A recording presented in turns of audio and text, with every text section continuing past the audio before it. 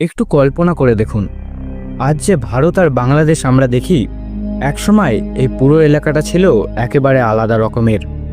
তখন কোনো দেশ ছিল না, কোনো সীমান্ত ছিল না, এমনকি মানুষের পরিচয়ও আলাদা ছিল না। চারিপাশে ছিল গভীর বন, খোলা ভূমি আর দূরে দূরে বরফে ঢাকা বিশাল পাহাড়। আজকের এই আধুনিক পৃথিবীর অনেক আগেই মানুষ এখানে বেঁচে থাকার লড়াই শুরু করেছিল। আজকের এই গল্পে আমরা ফিরে যাব হাজার হাজার বছর আগের সেই সময়ে। আপনি দেখছেন রহস্য এক্স। প্রায় 20,000 বছর আগে পৃথিবী এক ভয়ঙ্কর সময়ের মধ্যে দিয়ে যাচ্ছিল, যাকে আমরা আজ বরফ যুগ বা আইস এজ বলে জানি। এই সময়ে পৃথিবীর বড় একটা অংশ বরফে ঢেকে গিয়েছিল।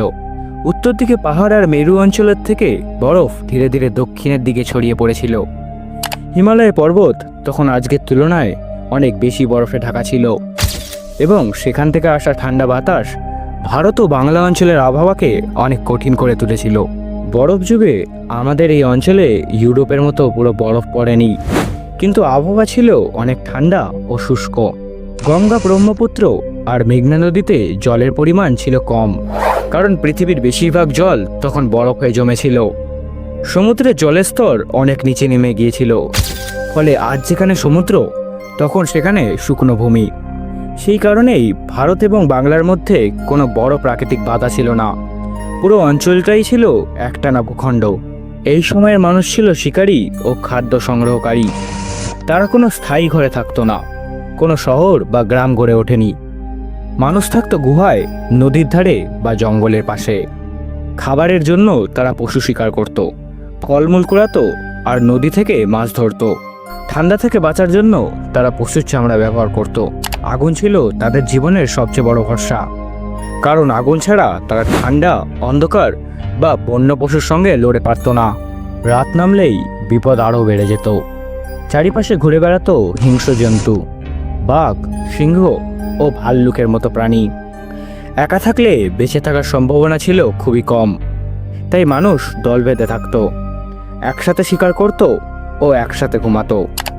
এইভাবেই মানুষের মধ্যে সহযোগিতা আর বিশ্বাস তৈরি হয়। বলা যায় বরফ যুগই মানুষকে শেখায় কিভাবে একসাথে বাঁচতে হয়। এই সময় ভারত আর বাংলাদেশ বলে আলাদা কিছু ছিল না। পুরো উপমহাদেশ ছিল একটাই পৃথিবী। মানুষ এক জায়গা থেকে আরেক জায়গায় হেঁটে চলাফেরা করত।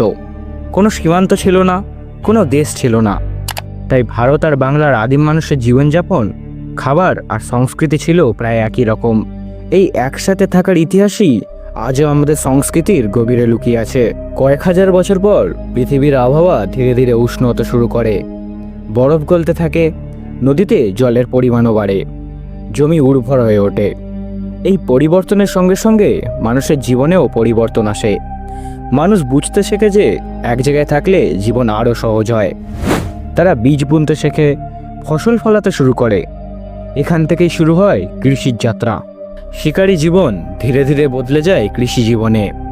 ছোট ছোট বসতি গড়ে ওঠে, যা একদিন হয়ে ওঠে গ্রাম, তারপর শহর, তারপর সভ্যতা।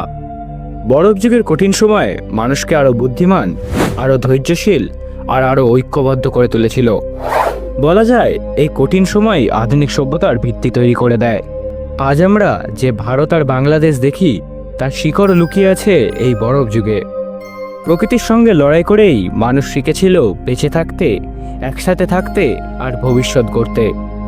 এই ছিল বরফ যুগের সময়ে ভারত ও বাংলার অজানা গল্প। এমনই হারিয়ে যাওয়া ইতিহাস আর রহস্য জানতে আমাদের সঙ্গেই থাকুন।